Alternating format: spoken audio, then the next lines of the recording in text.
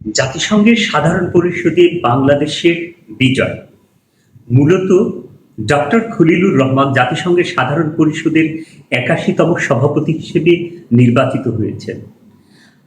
এই নির্বাচনের পিছনে মাল্টিল্যাটারাল ডিপ্লোমেসি, ইনস্টিটিউশনাল লবিং এবং সফট পাওয়ার ডিপ্লোমেসি, এই তিনটার সমন্বয়ে বাংলাদেশের বিজয় এসেছে।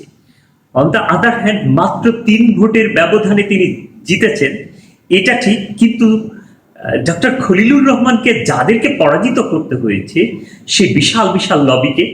খলিলুর রহমানের সাথে যিনি প্রতিদ্বন্দ্বিতা করেছেন তার নাম হচ্ছে আন্দ্রেয়াস কোকেরসিক। এই কোকেরসিককে পরাজিত করেছেন মাত্র ৩ ভোটের ব্যবধানে। কিন্তু বাংলাদেশের এই ডিপ্লোমেসির এই সক্ষমতা, এই বিজয়ের সক্ষমতা আসলে কিভাবে হলো আমাদেরকে মনে রাখতে হবে। এখানে আসলে ডিপ্লোমেসির গ্রেট গেম ঘটে গেছে। সেটা কি? একদিকে হচ্ছে পশ্চিমা ওয়ার্ল্ড, তার গ্রিস, আর্মেনিয়া, আমাদের প্রতিবেশী দেশ ভারত এবং তাদের বড় বড় লবিগুলো একসাথে কাজ করেছে।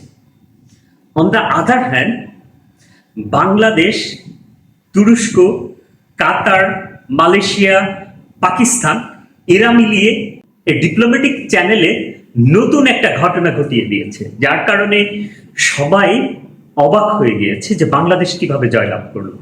বাংলাদেশের কি এরকম সক্ষমতা আছে? আমাদেরকে একটু পেছন ফিরে যেতে হবে।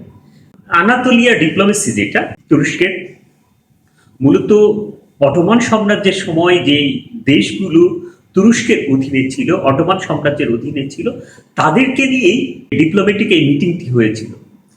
এই মিটিং এর এই জায়গায় মূলত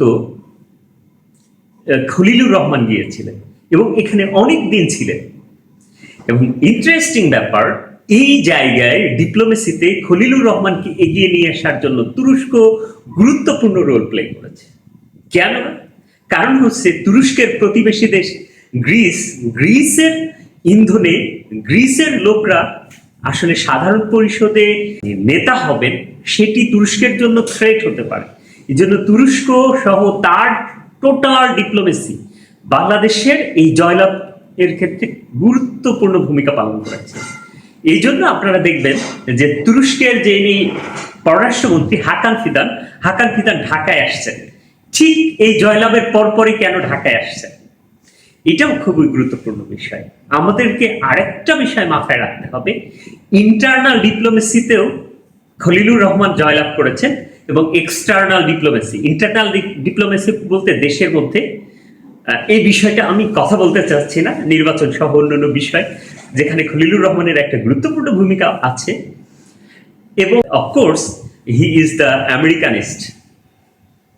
তো আমেরিকানিস্ট হওয়ার পরেও এই ডিপ্লোম্যাটিক যে চ্যালেঞ্জ, এই চ্যালেঞ্জ তিনি উতরে গেছেন। আমেরিকানিস্ট হলেই যে উনি মানে ডিপ্লোমেসিতে জয়লাভ করবেন, বিষয়টি এরকম না। কিন্তু এখানে আমাদেরকে মনে রাখতে হবে সবসময় মানে আইডেন্টিটি পলিটিক্স, মুসলিম, ইসলাম, এই বিষয়গুলো সবসময় বিশেষ করে ডাক্তার জাহিদ ক্রিটিসিজম করেন। কিন্তু এখানে আমরা যেটা দেখলাম সেটা হচ্ছে মুসলিম আইডেন্টিটি, ওআইসি এবং মুসলিম অঞ্চলের একটা ডিপ্লোমেসি গুরুত্বপূর্ণ ভূমিকা পালন করেছে। এর বাহিরে তুরস্ক সহ অন্যান্য দেশের যে ডিপ্লোম্যাটিক চ্যানেল, সেই চ্যানেলগুলো এটার জন্য কাজ করেছে। এবং অবশ্যই খলিলুর রহমানের তার নিজস্ব চ্যানেল ছিল, সেই চ্যানেলটাও গুরুত্বপূর্ণ ভূমিকা পালন করেছে।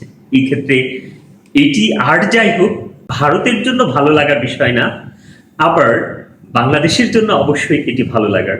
যদিও এখানে অনেকগুলো কথা, বার্ডস, আর অনেক কিছু কথা আছে, সে বিষয়ে যেতে চাই না। আমরা খলিলুর রহমানকে কংগ্রেচুলেশন জানাতে চাই। বাংলাদেশ এরকম একটা পদ অলংকৃত করেছে, এই জন্য অবশ্যই বাংলাদেশের এটা সফলতা। আমি খলিলুর রহমানের জন্য তার শুভকামনা করছি। সবাই ভালো থাকবেন। আসসালামু আলাইকুম।